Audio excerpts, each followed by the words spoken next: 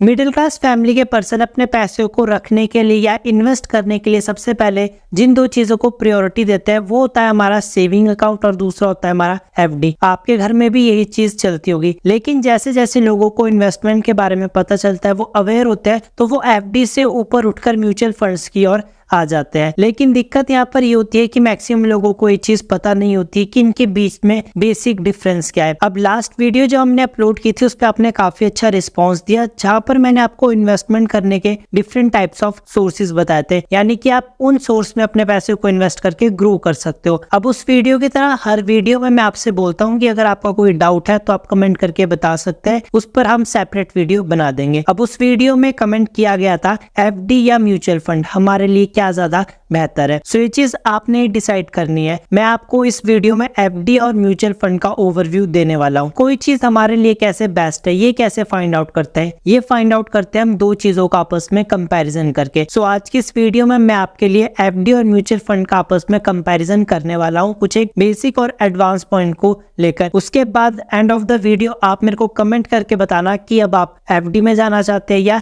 Mutual funds में। So video को बिना डिले किए हुए स्टार्ट करते हैं। सो सबसे पहले बेसिक से स्टार्ट करते हैं what FD and mutual fund is. FD का मतलब होता है फिक्स डिपॉजिट। हमारे घर में हमारे पास कुछ एक पैसे ऐसे होते हैं जो हम यूज नहीं करते, तो हम ये सोचते हैं क्यों ना इसको हम बैंक में जाकर फिक्स करवा लें, जिस पर हमारे को कुछ रेट ऑफ रिटर्न मिलता है, ताकि हमारा पैसा फिर यहाँ पर सुरक्षित रहे। वही बात करें म्यूचुअल फंड्स की, तो म्यूचुअल फंड्स में आप जैसे बहुत सारे लोगों से पैसे कलेक्ट किए जाते हैं, उसके बाद उन पैसों को किसी स्टॉक में, किसी कंपनी में, किसी बॉन्ड में या मनी मार्केट के जो डिफरेंट टाइप्स ऑफ इंस्ट्रूमेंट्स होते हैं उसमें इन्वेस्ट किए जाते हैं, और उससे जो रिटर्न मिलता है कंपनी अपना कमीशन रखकर आपको दे देती है। अब ये जो म्यूचुअल फंड्स है इसको एएमसी यानी एसेट्स मैनेजमेंट कंपनीज मैनेज करती है। तो ये बेसिक सा मतलब हो गया एफडी और म्यूचुअल फंड का। अब दूसरा पॉइंट हमारे पास आता है वाई इन्वेस्टमेंट, यानी हम एफडी में इन्वेस्ट क्यों करते हैं और म्यूचुअल फंड में इन्वेस्ट क्यों करते हैं। तो इसका सिंपल सा लॉजिक आपको समझने की जरूरत है। एफडी में जब हम पैसे इन्वेस्ट कर रहे होते हैं तो हमारा मोटिव ये नहीं होता है कि हमारा पैसा यहाँ ग्रो होगा, क्योंकि हमारे को भी पता है जो रिटर्न मिलता है उससे हमारा पैसा grow as compared to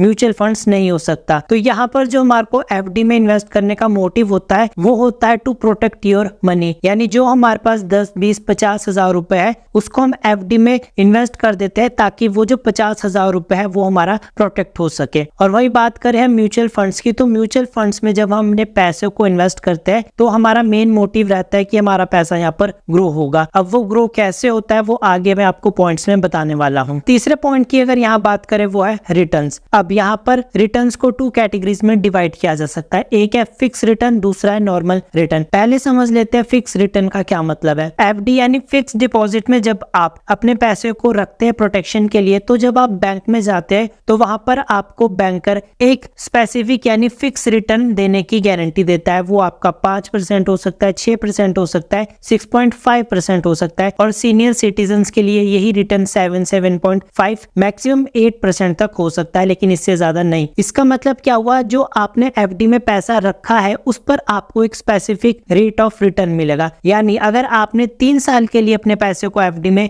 invest किया है तो हर साल अगर आपको 6.5% के हिसाब से रिटर्न मिलेगा तो दूसरे साल भी 6.5 और तीसरे साल भी 6.5, यानी एफडी पर आपको एक तरह से फिक्स रिटर्न मिलेगा, वो इंक्रीज नहीं होगा। वही बात करें म्यूचुअल फंड की, तो म्यूचुअल फंड में ऐसे कोई भी फिक्स रिटर्न नहीं होते हैं। अगर आपने 3 साल के लिए पैसा इन्वेस्ट किया म्यूचुअल फंड में तो हो सकता है फर्स्ट ईयर में आपको 15% का रिटर्न मिल जाए, दूसरे साल में आपको बढ़कर 18 या 20% का रिटर्न मिल जाए, और तीसरे साल में यहाँ पर आपको 10 से 12% का रिटर्न मिल जाए। अब म्यूचुअल फंड में जो एवरेज रिटर्न होता है 1 साल का वो 10 से 12% के आसपास होता है एज कम्पेयर टू एफडी। यानी म्यूचुअल फंड्स में यहाँ पर कोई भी फिक्स रिटर्न की गारंटी नहीं होती है। ये जो रिटर्न आपको मिलने वाले हैं ये मार्केट पर डिपेंड करता है, और यू नो वेरी वेल कि मार्केट जो है वो फ्लक्चुएट होती रहती है, इसलिए जो आपका रिटर्न है वो भी फ्लक्चुएट होता रहता है। अब बात कर लेते हैं हमारे रिटर्न्स की। जो दूसरा पॉइंट था वो था नॉर्मल रिटर्न। अब यहाँ पर जो आपने एफडी में पैसा रखा है वहां पर आपको मैक्सिमम 6.5% तक रिटर्न मिलेगा, और वहीं अगर आप सीनियर सिटीजन है तो ये आपका 7.5 से 8% भी हो सकता है। लेकिन हम यहाँ मान लेते हैं कि आपकी जो एज ग्रुप है वो 20 से लेकर 30 या 35 साल तक है, तो आपको हार्ड हार्डली जो मैक्सिमम रिटर्न मिलेगा वो 6 से 6.5 के आसपास मिलेगा। ये एक नॉर्मल रिटर्न है,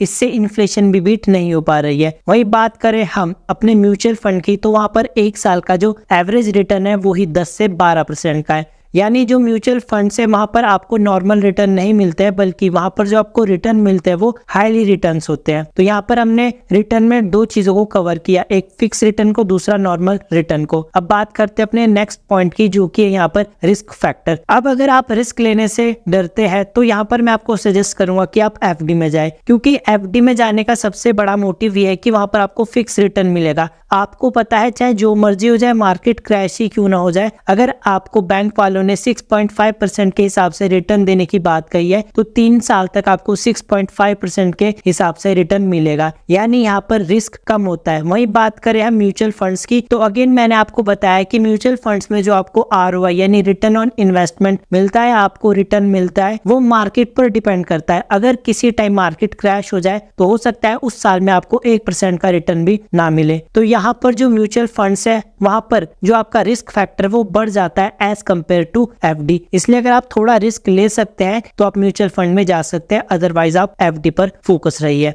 यहाँ पर बात हो गई हमारे एक और पॉइंट की। अब चलते हैं नेक्स्ट पॉइंट पर, जो कि बहुत ज्यादा इंपॉर्टेंट है आज के टाइम पर, वो है इन्फ्लेशन। अब सिंपल से शब्दों में इन्फ्लेशन का मतलब होता है महंगाई। महंगाई दर जिस हिसाब से बढ़ रही है, क्या हमारा पैसा उस हिसाब से ग्रो हो रहा है या नहीं, ये सबसे इंपॉर्टेंट क्वेश्चन है। अब यहाँ मान लेते हैं हम ऑन एन एवरेज जो इन्फ्लेशन रेट है वो है 7%। वहीं जहाँ पर आपने एफडी कराई हुई है जिस भी बैंक में, अगर वो आपको दे रहा है 6.5% के आसपास रिटर्न, तो भी जो बीच का डिफरेंस है इन्फ्लेशन रेट और आपके एफडी वाले रिटर्न में वो है -0.5%। यानी आपका पैसा इन्फ्लेशन रेट को भी बीट नहीं कर पा रहा। आपको जो एफडी पर रिटर्न मिल रहा है वो इन्फ्लेशन रेट को बीट नहीं कर पा रहा है। इट मींस कि आपका पैसा इन्फ्लेशन रेट से कम है और आपका पैसा धीरे धीरे डिक्रीज हो रहा है। लेकिन वही बात करें म्यूचुअल फंड्स की, तो म्यूचुअल फंड्स में ऑन एन एवरेज अगर आपको 10% का रिटर्न भी मिल रहा है एक साल में और इन्फ्लेशन रेट है 7%, तो टेक्निकली देखा जाए तो आपका पैसा म्यूचुअल फंड में 3% के साथ इंक्रीज हो रहा है हर साल, क्योंकि 7% तो यहाँ पर हमारी इन्फ्लेशन ही है। तो इसलिए अगर आप चाहते हैं कि आपका पैसा इन्फ्लेशन को बीट कर पाए, आपका रिटर्न इन्फ्लेशन को बीट कर पाए, तो यहाँ पर आपको म्यूचुअल फंड में जाने की जरूरत है। अब चलते हैं हम अपने नेक्स्ट इंपॉर्टेंट पॉइंट की, जो कि है टैक्स। ये सबसे इंपॉर्टेंट क्वेश्चन है, जो हमने पैसे इन्वेस्ट किए चाहे वो एफडी हो या म्यूचुअल फंड हो, उस पर टैक्स लगता है या नहीं। तो टैक्स किस हिसाब से लगता है वो चीज समझने की जरूरत है। सबसे पहले बात करते हैं एफडी। अब आपने जो पैसा एफडी में रखा है उस पर जो भी आपको इंटरेस्ट मिल रहा है वो टैक्सेबल है। अब उस पर टैक्स कैसे लगेगा, वो टैक्सेबल होगा as per income tax rules and regulation, या जो आपकी इनकम टैक्स की स्लैब्स है उसके अकॉर्डिंग आपके एफडी पर जो इंटरेस्ट मिल रहा है वो टैक्सेबल होगा।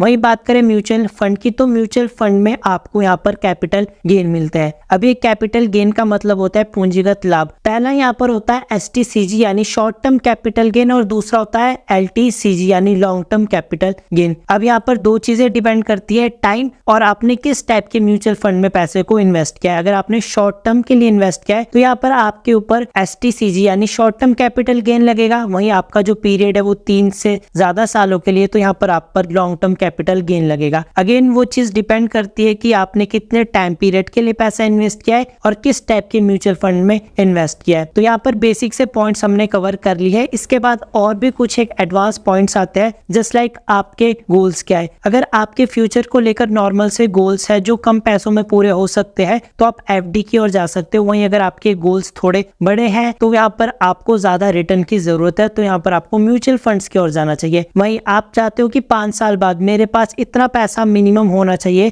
तो आपको इस हिसाब से कैलकुलेट करने की जरूरत है कि मेरे को अपना पैसा कहाँ इन्वेस्ट करना है ताकि मेरे पास आज से 5 साल बाद 10-20 लाख रुपए हो। तो जो 10-20 लाख का अमाउंट है ये आपका म्यूचुअल फंड से अचीव हो सकता है रेदर देन आपका एफडी, क्योंकि एफडी पर जो आपको रेट मिल रहा है वो इन्फ्लेशन रेट को भी बीट नहीं कर पाता है एज यू नो। उसके बाद यहाँ पर एक और फैक्टर मैटर करता है कि आप रिटायरमेंट के लिए कैसे प्लानिंग करते हैं, यानी आपकी रिटायरमेंट प्लानिंग आप किस हिसाब से देखते हो कि मेरे को रिटायरमेंट कितने टाइम में लेना है, उसके बाद मेरे पास कितना पैसा होना चाहिए। अच्छी रिटायरमेंट प्लानिंग लेने के लिए आपको चाहिए कि आपके पास ज्यादा पैसा हो, और उसके लिए जरूरी है कि आप आज से ही उन जगह पर पैसा इन्वेस्ट करें जो आपको हायर रिटर्न दे। तो यहाँ पर आप म्यूचुअल फंड्स की ओर जा सकते हो। और भी बहुत सारे फैक्टर फैक्टर्स है, लेकिन वो पर्सनली होते हैं, हर एक पर्सन के अपने अपने होते हैं। मेरी लाइफ के ड्रीम्स, टारगेट्स, गोल्स अलग है, मेरी फाइनेंशियल कंडीशन अलग से, मेरी रिटायरमेंट प्लानिंग अलग से है, तो मैं यहाँ पर अपने अकॉर्डिंग वो चीज डिसाइड करूंगा। लेकिन जब मैंने स्टार्टिंग में आपको 5-6 बेसिक से पॉइंट्स बताया, वो सबके लिए सेम है। तो यहाँ पर मैंने आपके लिए एफडी और म्यूचुअल फंड्स का आपस में कंपैरिजन कर लिया है। अब आप मेरे को कमेंट करके बताइए कि आप कौन से वे में जाना ज्यादा प्रेफर करेंगे। तो इस वीडियो में फिलहाल इतना ही। अगेन आपका कोई डाउट है तो आप मेरे से दोबारा कमेंट करके पूछ सकते हैं।